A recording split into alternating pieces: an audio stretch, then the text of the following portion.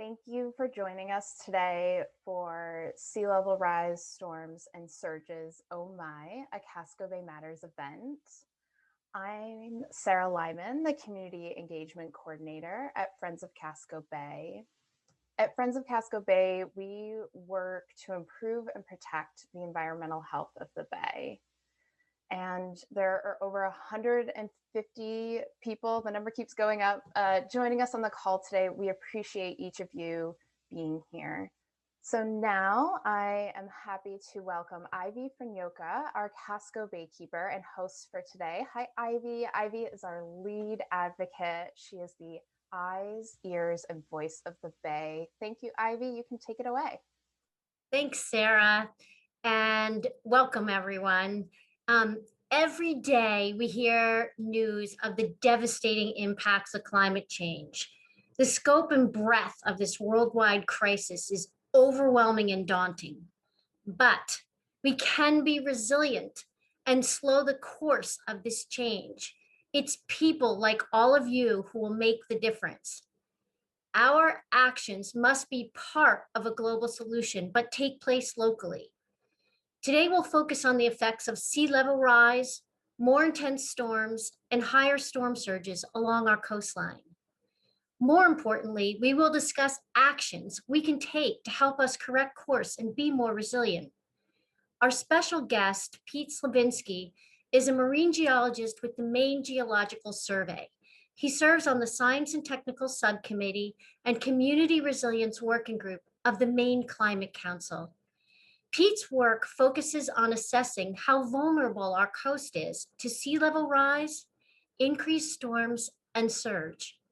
He provides technical assistance to municipal and regional governments so they can make forward-thinking decisions based on sound science.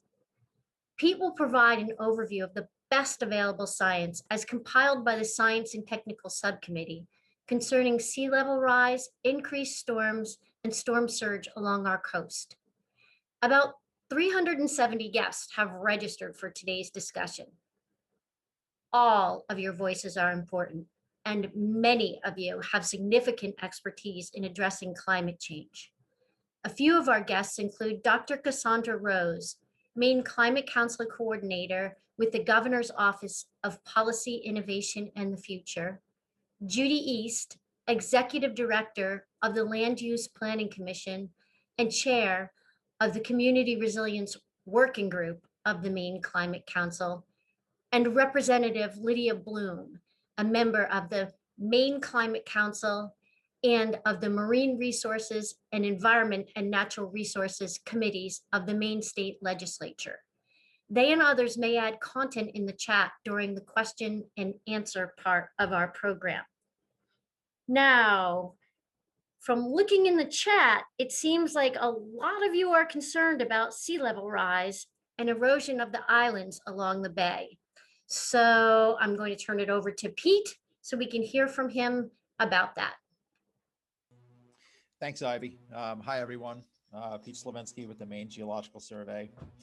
I was also following a lot of the chat comments, and a lot of them resonate. And I hope that the presentation that I provide today will help give you some context for the things that you're seeing. And hopefully you can see my screen right now, and we'll go from there. So if you can't see my screen, please let me know. Okay, looks like everybody can. All right, so Ivy asked me to speak for about 20-25 minutes to give you a little bit of some of the background trends that we're seeing in terms of some of the climate factors that are occurring here in Maine. I was one of the co-authors on the Scientific and Technical Subcommittee for the background information for the Maine Won't Wait report.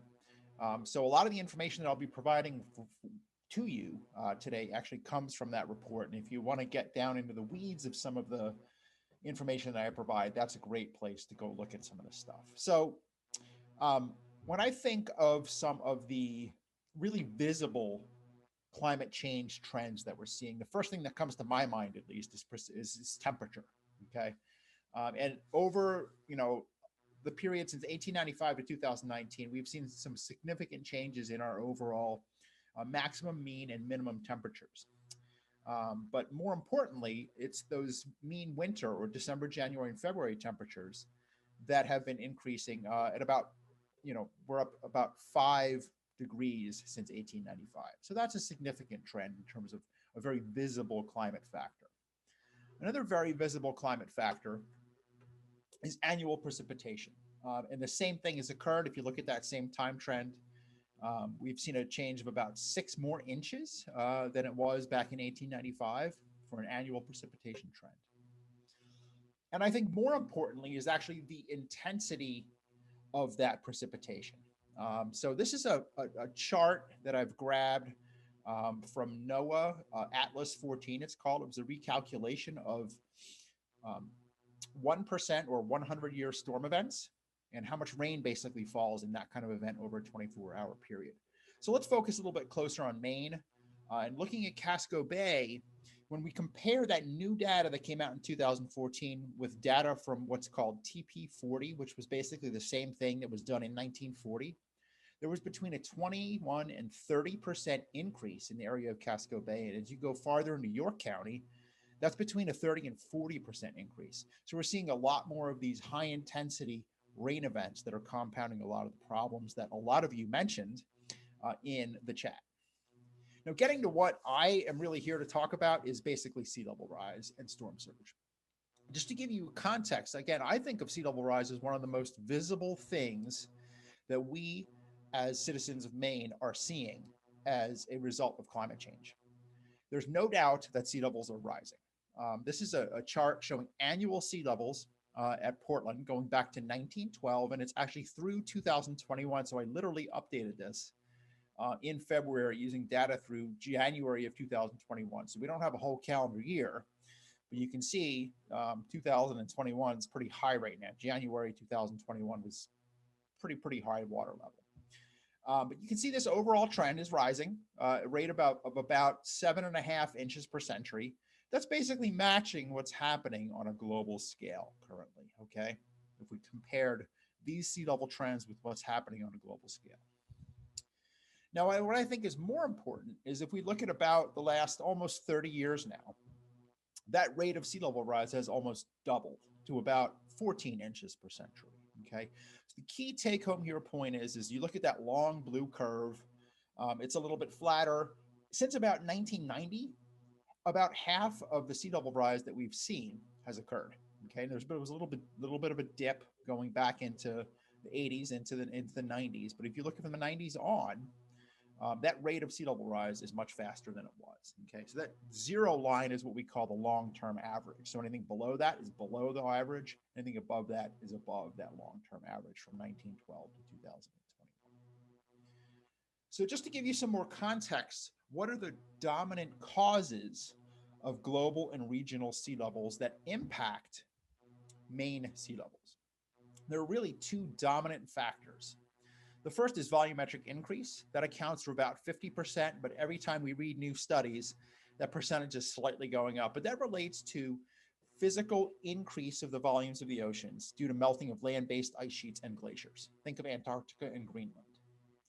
About 40% is due to thermal expansion, or the concept as the ocean waters warm, they physically expand. And about 10% is due to a variety of other factors in terms of what we do with storage of water on land, what's happening with the crust of the earth in relation to either glaciation or isostatic adjustments or hydrocarbon or groundwater extraction like they do in the Gulf.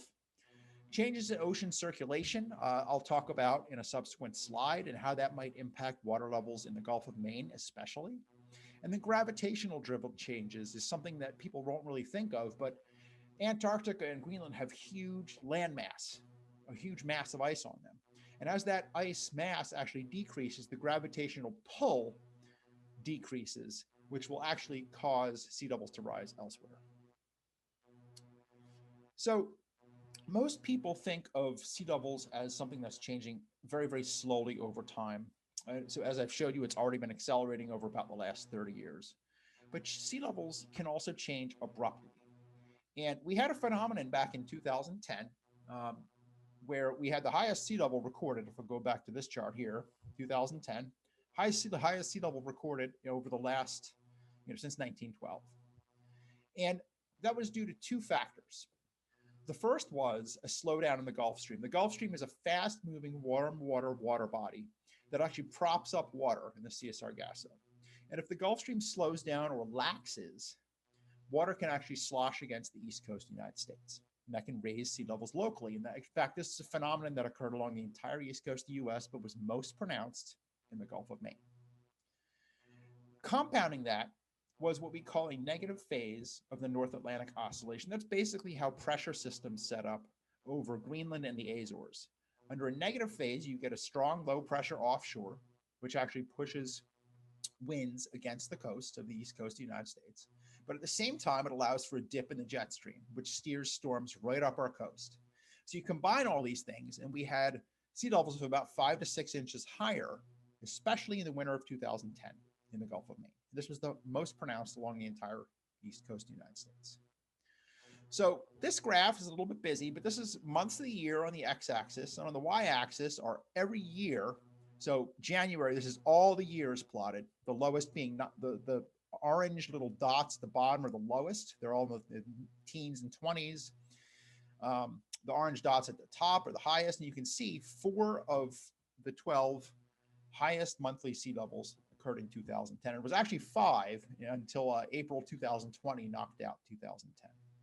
But what the other interesting thing that I want to point out here is the long-term trend shows that over the summer months, sea levels are typically a little bit higher along the Maine coast than they are in the winter months. That's because of our famous downeaster sailing winds. We get those southwest, southeasterly winds, which are good for sailing, but that pushes water up against the coast of the US, specifically the coast of Maine. And at the same time, in the winter, we get strong northwesterly flow that blows water offshore, except for storm events or times when we get these abrupt sea level changes, like was exacerbated in 2010. As a result of those the weather patterns in 2010, we had kind of unprecedented bluff and beach erosion. Somebody mentioned in the comments Higgins Beach. Higgins Beach is in the right-hand side here. This is a shot I took in 2010 of a several thousand-year-old marsh surface that was exposed in the surf zone at Higgins Beach. I'm a surfer. I'm down there almost every single day. And I talked with some locals down there who've been there for 60, 70 years, and they said they'd never seen this marsh surface exposed like this. There might be a little 10-foot section that was exposed, but they'd never seen it exposed like this. And at the same time, if you live on an island with bluffs, there was a lot of bluff erosion because of those increased storms and increased water levels. And that was just 6 inches higher than normal. Just to kind of hit home with some more statistics in terms of, what we've been seeing in terms of these trends. The chart I showed you before had all the lowest water levels for Portland in the teens and 20s. Well, if you look at things, 97% of our highest average monthly sea levels occurred in the last 10 years. Okay, and we'll throw out Wells and Cutler because they're shorter term in terms of the time frames of available data. But if you look at Portland, Cutler, or Portland, Bar Harbor, and Eastport, we're looking at a long-term time frame. And only 2 during that entire thing are not in the last 10 years. And about 57% of all the highest water levels occurred in the last 5 years. So we're definitely seeing a trend that's going up. So where might this actually go? This is a chart I stole from NOAA, a technical report that informed the US National Climate Assessment. And what this does is it shows long-term tide gauge data from around the world. Pink data is satellite data over the last 30 years, roughly. And then these are tied to what we call representative concentration pathways and the responses of ice sheets, glaciers, and thermal expansion to those representative concentration pathways. So RCPs are basically what we do as humanity in terms of global carbon emissions, okay? Now, you can see scenarios from 1 to 8 feet. 1 foot is basically what happened over the last 100 years is going to happen over the next 100 years. And as scientists, we don't think that's very realistic because this doesn't even take into account full thermal expansion, okay? The 1.6 feet is basically thermal expansion alone. The middle scenarios here are thermal expansion mixed with volumetric increase. And as you get to the high and extreme scenarios, we're looking at maximal potential thermal expansion and maximum potential melt by the year 2100 for Antarctica and Greenland. Okay, and these are global mean sea levels. So what I did is I took this and I localized it. This is Portland, Maine tide gauge data. And these are those same scenarios, except we've knocked out the lowest scenario and the highest, or the extreme scenario. And I'll talk about why we did that in a second. But that leaves you with 4 curves, anywhere from 1.6 to 8.8 feet. And this is the data that we use at the STS, or Scientific and Technical Subcommittee, to inform the Maine Won't Wait Climate Action Report. We basically chose this intermediate scenario, which is basically around 4 feet by the year 2100, with a range of anywhere from 3 to 5 feet around that in terms of a confidence interval. And then we also chose this high scenario, and I'll tell you how we chose those in a second. So this is just those numbers of the central estimate for each of those scenarios. Again, what Maine has decided to focus on is in this yellow box, with the real focus being on intermediate and high scenarios. And the way we phrase this is that Maine should commit to manage for a higher probability, lower impact event, or what we call the intermediate scenario, but prepare to manage for a low probability, high impact event, okay? So these are those 2 scenarios basically every 20 years, roughly, out to the year 2100. So we're looking at somewhere around 4 feet by the year 2100 under that commit to manage intermediate scenario, and somewhere around 9 feet for that high scenario. Now, you may ask, what are the probabilities of these actually occurring? So this is the relationship of the probabilities of these scenarios, these sea level rise scenarios, to 2 representative concentration pathways. RCP 4.5 basically says by the year 2050, humanity is going to cut dramatically global carbon emissions. RCP 8.5 basically says what happened roughly over the last 20 years will continue out indefinitely into the future. So the scenarios we chose, again, are low probability, or higher probability. So this intermediate, you can see it dropped significantly from the intermediate low scenario, but it's still a pretty high probability if you get out to this RCP 8.5. And under the high scenario, you're dropping down to less than a 1% chance under RCP 4.5, and basically 1 in 200 chance under RCP 8.5. So a lower probability, higher impact event is what we were going for here. Now, sea level rise is going to exacerbate 2 things we see along the Maine coastline. The first is storm surge. And storm surge is simply, there's a predicted tide of 10 feet. A storm comes in, you're looking at the tide gauge, and it comes in at 14 feet. The difference between those 2 is 4 feet, and that's what we call storm surge. The overall water level achieved is the combination of storm surge and tide, is what we call storm tide. And I'll show you what that looks like on a tide gauge. So this is tide gauge data from a nor'easter we had in Portland back in 2019. The blue line in this figure is showing you the predicted tide level. The red line is showing you the observed water level, or what we call the storm tide. And the difference between those 2 is this purple line, which is the storm surge, which maxed out on a falling tide here, and was a storm surge of roughly 4 feet, okay? Now, Maine has some natural resiliency built into our coastline in the fact that we have large tidal range. And it takes a perfect marrying of conditions to get that maximum surge to hit up on that maximum predicted tide, okay? So that's a little bit of natural resiliency that we have. So this is a table, just give you an idea of the measured, this is measured and also kind of determined from best fit equations. And the recurrence interval of the surge is associated with those. Don't pay too much attention to the Wells data because it's a shorter time frame and is skewed by a couple higher surge events. But basically every year we should expect a 2-foot surge to be hitting. Every 10 years, roughly, a 3-foot surge. And roughly every 100 years, or a 1% surge, the 1% chance of occurring in any given year, is about 5 feet, okay? That's a pretty darn big surge. In terms of storm tides, the recurrence intervals basically, again, are on the left-hand side, and each of those different recurrence interval storm tides are in the chart. But in Portland, we can expect every year about 12-foot tide. Every 10 years, roughly a 13-foot tide. And every 100 years, or a 1% chance in any given year, is a 14-foot tide. If you look consistently along the 10 and 100-year event, what do you notice? There's only about a 1 and 1.5 foot difference between our 10 and 100-year events. So if we have 1 foot of sea level rise, that would be taking the 10-year event and having it have the impact of a 100-year event. Or conversely, the 100-year event would have a 10-year recurrence interval. So that's a pretty significant finding. So I always ask myself, what might our superstorm be? Okay, so this is our 100-year event in Portland. This is from a February 7th, 1978 event that caused hundreds of millions of dollars of damage throughout New England. And two shots here are from Saco on the top, and then Higgins Beach, where the Sands Hotel got knocked down. We had a high tide of about 11.3 feet and only a 20% storm surge, so about 2.8 feet of surge, but that overall water level was the highest that Portland had experienced in its history. So I asked myself, what would Portland's superstorm be under existing conditions, not even taking into account sea level rise? Well, it would be a king tide. So, you hear that term thrown out a lot, but it would be a king tide plus that record 1% surge, which is around 5 feet. So that would put our water level at almost 17 feet, which would be about almost 3 feet higher than what it was. What you also notice here is that our record surge is about that 4.7 feet. So that's one reason why we took a high sea level rise scenario as the other curve we wanted to look at. Because if you remember, the intermediate curve stops at about 4 feet by the year 2100. And the high curve, the prepare to manage, plan to prepare curve, goes up to about 8.8 feet. The difference between those two is about 5 feet.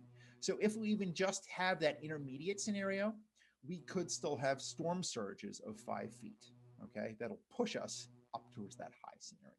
That's another reason we chose that. So what I wanted to get into now is some of the impacts that we're seeing from sea level rise right now. The first that I think of is nuisance flooding. And I think a lot of you jotted in your comments, I'm seeing more flooding here, our basement's getting wet, things like that. Well, Portland's Commercial Street, which is built on fill, and East Bayside area, which is also built on fill, are very low-lying areas that have direct tidal connections to Back Cove, for instance, on East Bayside area. And what we've been seeing historically in these low-lying areas is about 4 hours of flooding per year if we look at that whole data range from 1912 to 2020. Now, if we look at just the last 10 years, that's up to about 14 hours per year. Okay, so just looking at that data, that's a pretty significant jump in the amount of hours that we're seeing some flooding. So what I asked myself was, if we just had 1 foot of sea level rise, how would these historic numbers change? Okay, so we're not even taking into account future conditions or anything like that. We're basically going back and looking at any time flood stage was met or exceeded. And then we're adding 1 foot, so that drops flood stage a little bit. So we now can look at a lower water level and get a sense of how often that would have been exceeded.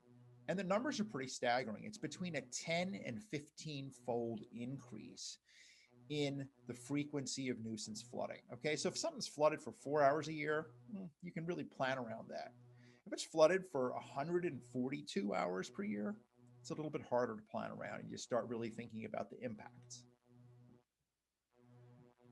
Another thing that's really at risk are our low-lying roads, especially those that connect islands and peninsular communities. And this is the Deer Isle Causeway. If you've ever traveled this, you know how low it is. There's about 20 miles right now of public and private roads that are at risk to high tide flooding. We did an analysis and found that with that 4 feet of sea level rise, over 115 miles of road would potentially be at risk during higher tide. So again, it's not that big a deal if you're living in an inland community with a couple small causeways, but if your causeway is what connects you to the mainland, that's a big deal. There are 10 wastewater treatment plants that are currently in the FEMA 100-year floodplain. There's a reason for that. The stuff that treatment plants treat flows downhill, and it's easier to have it flow downhill with gravity than it is to pump things. That's why we've put them close to the water. But there are 10 at risk. With just a minimal amount of sea level rise, 6 of these would be permanently inundated by 2050 and cost between $30 and $90 million to replace. And these things are the backbone of coastal communities. Without your wastewater treatment plants, things go downhill pretty quickly. And of course, compounding this increase in nuisance flooding is these greater frequency and intensity rainfall events that I described in the beginning of the presentation. This is a shot that an intern of mine happened to be at Whole Foods. This is the intersection at Whole Foods during a September 30th, 2015 event where we had a pretty high tide with a bit of surge that already put us at flood stage. And then there were about 5 inches of rain that fell in about 6 hours. That's a 1% rainfall event at this location. And it had really, really significant impacts beyond what these people had to deal with. So one of the things is, we have, and this is going to tie into what Ivy's going to speak about, is some of our regulations that we have in place need to be updated to take into account these potential increases in precipitation and compounding them with storm surge and things like that, like Chapter 500 Stormwater Management. Part of the study from the Maine Won't Wait report looked at some of the economic impacts, and it found that future storms and sea level rise could result in up to $17.5 billion of damage in coastal development, basically, along Maine's entire coastline. And that's a very high number, and I'm not an economist, so I'm not going to pretend to get at how they got those numbers exactly. But what I'm getting at here is if you've ever been up in an airplane and you look down at the Maine coastline, you really see how much is at risk. Okay, this is a shot of Goose Rocks Beach that I took from an airplane in 2019 in the winter. And it just really hit home to me when you have high tides, what's at risk. So 2 tools that are really, really, really important in this kind of stuff is comprehensive planning under the Growth Management Act and floodplain management ordinances. Okay, and both of those need to be updated to include language that relates to sea level rise and climate change. One of the places that is inundated on a daily basis are our marshes, and most of Maine's marshes are dominated by what we call high marsh, which is the tall grass, or this wavy kind of hairy grass here in the forefront. 70% of our marshes are that, and about 30% is this low marsh, which is the taller grass you see fringing the channels here. And sea level rise is going to be impacting the makeup of our marsh types. It's going to be impacting the frequency of inundation, of course, is already going up, but it's going to be impacting the conversion of marsh to open water. So if it gets wet too much, marsh isn't going to be there. And it's also going to be impacting species like the salt marsh sparrow. And our wetlands regulations, or NRPA Chapter 310, do not account for future coastal wetlands, and they do not discuss sea level rise currently. So again, there's another thing that needs to be updated. Our beaches are things that buffer, or they provide a natural buffer to undeveloped uplands and also developed uplands. So they are nature's way of buffering storm events. This is a shot of Western Beach in Scarborough. You get a nice wide beach and a dune system that also supports vital bird habitat for piping plovers. The study found that under minimal amounts of sea level rise, there could be $136 million annual impact on tourism if we lose these buffering beaches, which create not only storm buffering capacity, but also recreational beach space. Tied to that are our coastal sand dunes. We found that with minimal amounts of sea level rise, about 60% of undeveloped dunes and 90% of developed dunes could be inundated. So we've developed in areas which are beautiful, which are dune systems, but at a high risk potential for inundation.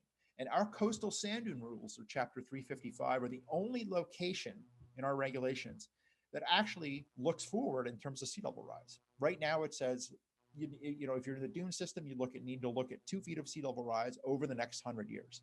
This needs to be updated. Another thing that is at risk are our bluffs. You know, a large percentage of Maine's coastline is made up of erodible bluffs, and about a third of those are eroding. And one of the responses we have to eroding bluffs is to armor them. And the thing is that these features, these coastal bluffs, especially in Casco Bay, for instance, are what supply all of the sediment to the nearby mudflats where people fish, shellfish, and the fringe wetlands that you see in this picture right here. So this wall that went in here actually went in under the existing regulations. It's built above the high tide line. But what it does when you do this is you're cutting off the supply of sediment to these nearby mudflats and coastal wetlands so that those features that we're trying to protect actually go away with sea level rise. So our Chapter 1000, our Shoreland Zoning, which governs activities within a certain distance of the high tide line, they also need to be updated to take into account these kind of changing conditions and these potential impacts to the resources we're trying to protect. So kind of a summary for you, last couple slides here. About half of what we've observed in terms of sea level has occurred since the early 1990s, and that rate has kind of gone up. Abrupt changes do occur. A 1 foot sea level rise will lead to a 10 to 15-fold increase in nuisance flooding. I think that's a really significant thing. At the same time, a relatively minimal amount of sea level rise will make a 10-year storm have the impact of a 100-year event, or a 100-year event having the recurrence interval of a 10-year storm. The way Maine decided to move forward with this stuff is to commit to manage to a higher probability, lower risk scenario under that intermediate scenario, and consider to prepare to manage for a lower probability, higher risk scenario. And I also wrote into here that that's based on the criticality of infrastructure. And I think that's important because if you're talking about something building an apartment building right along the coast that's going to be in place for the next 150 years, that's a lot different than if you're thinking about a single family home or a conservation easement on a property. One of the things that I think that's very important, which we actually have built into the Maine Won't Wait Climate Action Plan, is to revisit sea level rise planning scenarios based on the best available science. This is currently going to be tied to a 4-year window that ties to the updates to the National Climate Assessment, which I think is a very good way of doing this. And I think the last point that I want to make here is that sea level is going to continue to rise beyond the year 2100. We're planning right now out to that year 2100, and that's our magical number right now, but there is nothing indicating that right now, once we hit 2100, sea level is just going to stop rising. So I think that's an important thing to remember. So this is my last slide. This is kind of a running list of some of the regulatory mechanisms I think that need to have some updating to include sea level rise and climate change action. This is not a be-all, end-all list, but I hope this kind of ties into what Ivy was going to be speaking about. And just to finish, this is another great shot from my intern. I just love this slide because the water's starting to recede, but you still can't leave. And somebody was smart enough to put this "do not use this" exit sign out because people were literally driving out into this, not knowing that the water was about 3.5 feet deep right there. So that's what I had for you. Thank you very much for your attention. And it's great to see so many participants. Thanks, Pete. You certainly have given us a lot to think about. How important Pete's presentation was. It's very clear that the impacts on both our natural environment and our built environment, the places where we live, work, and recreate, are very important to all of us. And Pete kind of set the stage for, what do we do about this? So now we've heard a review of the most critical new science. We've looked at the impacts, and the question becomes, what actions can we take to be more resilient to these impacts? And the first thing we have to do is we really have to rethink how we manage and regulate our coastal zone. And I've seen a couple comments about this already, and Pete certainly was setting a teaser for this. That means that we have to stop looking backwards. We can't set our floodplains based on historic data. We can't set projections of storm intensities based on historic data. We must incorporate the projections going forward into how we manage and regulate our coastal resources. So for an example, on the management side, if we want to protect a salt marsh because it's critical habitat and buffers us from storms, we can't just manage where it is. We have to look at the potential for marsh migration. And we need to think about solutions like larger culverts to keep conductivity of water going and better treatment of stormwater so that we don't needlessly degrade our coastal resources.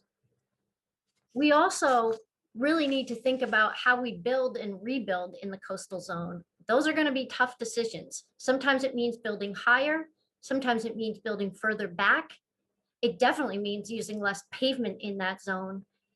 And at some point, we'll have to ask ourselves really tough questions, like where should we not build or rebuild because of climate change?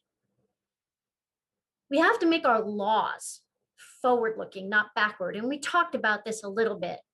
That you have to make the laws have the projections. So we might need to look at sea level rise and create an overlay so that we know where the projections are for the future and can base in our regulations and plan for that. And we have to make our laws adaptable. So I think the example Pete gave of the Sand Dune Rule was the most sort of illustrative in this area. So he was showing that that is the one place where sea level rise projections were put into a department rule. And we now know that the projection that was put in there is out of date and isn't sufficient enough for us to do our planning. And I think that our knowledge will continue to change over time. So we have to figure out how to make our laws flexible. And one way we could do that is every 4 years, the Maine Climate Council needs to update the climate action plan. And that includes an update of the science upon which the plan is based. So we could actually write our laws so that every 4 years, when the new science and technical subcommittee report comes due, our statutes and rules automatically get updated to include the most recent science. So that's sort of the big picture way that we need to rethink how we manage in the coastal zone. In terms of some of the specifics, both the Coastal and Marine Working Group, which I am a member of, and the Community Resilience Working Group, which Pete's a member of, put together recommendations, and particularly Appendix A, for those of you who like to go deep, and I know there's a lot of you who do, of the Community Resilience Working Group report sets forth a lot of really good recommendations as a starting point. To summarize some of those, we need to improve our stormwater management, erosion, and sediment controls, and that is critical and was really identified by both working groups. We need to incorporate sea level rise into our laws and create an overlay zone. And shortly, the governor will be introducing a bill to do just that. So stay tuned for details. We need to incorporate projections of storm frequency and intensity so we can build and plan for the future. The state needs to provide technical assistance to municipalities and regional planning entities so that they can be prepared to build and plan for the future. We need to map and plan for inland migration of our critical coastal habitats. And we need to fund pilot projects using nature-based solutions to protect our marshes, dunes, and bluffs. And one example of that is there's a pilot project in Brunswick using oyster shells to try to rebuild a marsh edge. They were just put in last year, so that's an example of what we need to do. So those are some of the recommendations that both working groups put forward that we're eager to see happen. It is really hard to choose a priority. All of this work is so important. How we fund it is a challenge, as so many of you are recognizing. If we had to choose a top priority, we would say that the first thing we need to do, and it starts with incorporating sea level rise projections into our laws, but we have to incorporate all the climate change variables into our laws. We need to do that so we can correct some of the harm from the past, reverse course, and help us be resilient in the future. And that's what we identify as a top priority. Not that all of the other things aren't important and don't need to happen, but we need to do that. Otherwise, we just aren't going to reverse the course and be more resilient. And some of the ways that Friends of Casco Bay is going to assist with that happening is that we will continue to be very actively involved with the Maine Climate Council, in the legislature, and with the Department of Environmental Protection as the statutes and rules are revised and other recommendations are thought up. We are expanding our scientific monitoring. In April, we will add 2 more continuous monitoring stations collecting data every hour of every day. and that include a lot of information relevant to climate change. The location of those will be one in Cundies Harbor and one in Portland Harbors. Give us big, and our other is in Yarmouth. So we'll have great spatial coverage of the bay. And our third commitment is to do more programs like this, to send you informative emails with updates, and to send action alerts when there's times that you might like to be involved. Ways that you can participate: you can stay on our mailing list and get our emails. You can sign up with the Maine Climate Council and get their updates. You can continue to be or join us as a water reporter. You saw some of the app photos taken by our water reporters during the beginning of this presentation. You can volunteer with us or contribute to our work in other ways. And you can let us know, the Maine Climate Council know, the legislature, and the Department of Environmental Protection, your opinions and what you agree with and don't agree with as we go through this regulatory updating process and the goals to implement the climate action plan. I'm really eager to get to the question and answer session, so I'd like to invite both Sarah and Pete back on so we can get to your questions. Thank you both. This has been great. So let's dive into those questions. And Peter, I know you have been answering some of these right in the chat. And so if there's any that, let me know if we should kind of move on if you feel like something's already answered also during your presentation maybe, but if it's being asked, maybe it needs more information. So the first question, we're seeing that predicted tides are often lower than actual tides, which you spoke to, but folks were mentioning that this is happening even when storms are not occurring, and that people's anecdotal experience doesn't match what they're seeing in the data for predictions. Can you talk a little bit more about that? Yeah, that's a really good question. And so I check the tide gauges pretty much every day, and that observation is correct. The majority of the time, we're trending a little bit higher in terms of the tides. And not all the time, especially after we get some storms that come through, we'll get those strong northwesterly winds that'll lower the water level, and you actually don't get to the predicted tide.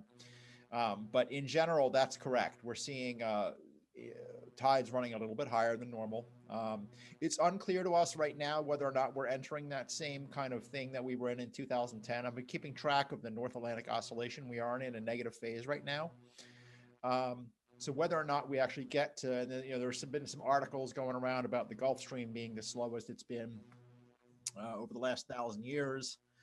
Whether or not we're going to be getting into another scenario of where sea levels are running this much higher is unclear. We need a little bit more data to jump to that conclusion. So I'm not going to go there yet. The other thing that's probably impacting that is our tide predictions are based on tidal data developed over a 19-year period. From 1983 to 2001. So that's called a National Tidal Datum Epoch. Okay, so all the predictions that we have are still based on that. NOAA recalculates those about every 20 to 25 years, more towards the 25-year mark. It looks like they'll be redoing that in about 2022, so next year. I do think that the predictions will go up a little bit because when they recalculate the NTDE, they'll be able to take into account all the different phases of the moon, sun, and things that influence tides and how that's changed since the 1983 to 2001 epoch. So we should see things marry up a little bit better when that happens. But I do think that water levels are trending a little bit higher than normal.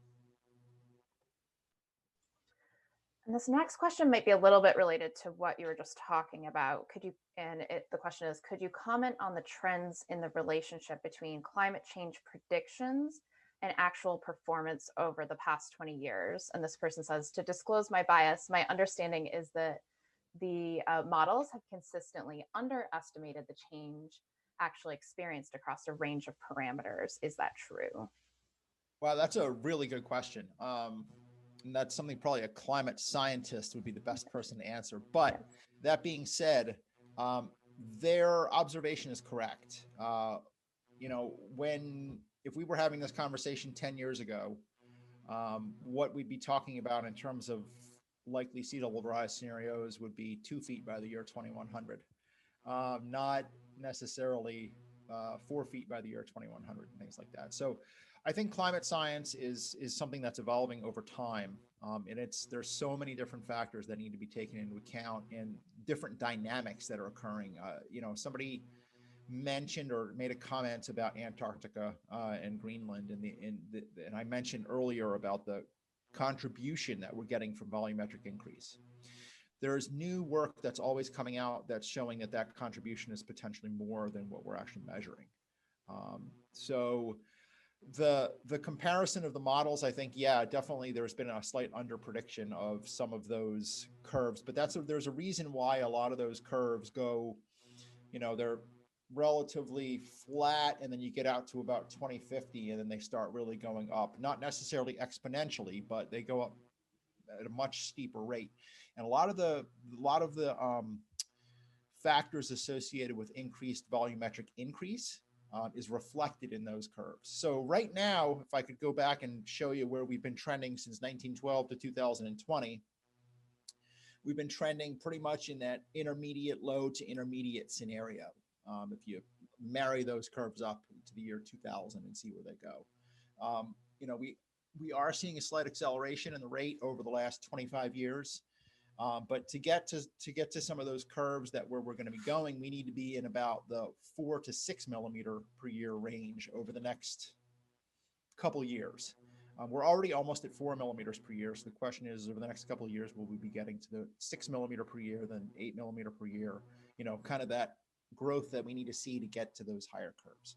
So I'm not sure if that answers the question totally, but there you go. I think one of the things that I'd love to add to that is, and this is a segue from that, is that you highlighted well how this is an evolving science, and scientists love to have a high degree of certainty, and they're continuing to build projections and models based on what we're learning. And I think that we have to marry that with the fact that we can't wait to act. We're never going to know the answers with certainty because the conditions are changing. And so as our science evolves, so are the conditions that we're studying. So we have enough information to act now, but we must make sure that our actions continue to be informed by the evolving science. And that's just a point that I think is critical, because I know that we're all fascinated by the science and have so many questions about it. But we can't let that paralyze us to stop from acting. Yeah, I agree. I agree, Ivy. There's, we have to go with the best available information that we have to make certain decisions. Otherwise, we're just going to keep saying, well, we need more information. We need more information. We need more information. By the time we have, quote, enough information, it'll be potentially too late to actually reverse some of the trends that we're going into. So I think that's why it was very smart for the Maine Climate Action Plan to kind of say, let's revisit the data that's really, really, important to some of the decision making and regulatory reform, like sea level rise scenarios, about every 4 years, and see how we do there. So similar to what the both of you were just speaking to, we had a comment, someone shared, "We must prepare now for the worst and continue to work towards slowing this down. It's scary."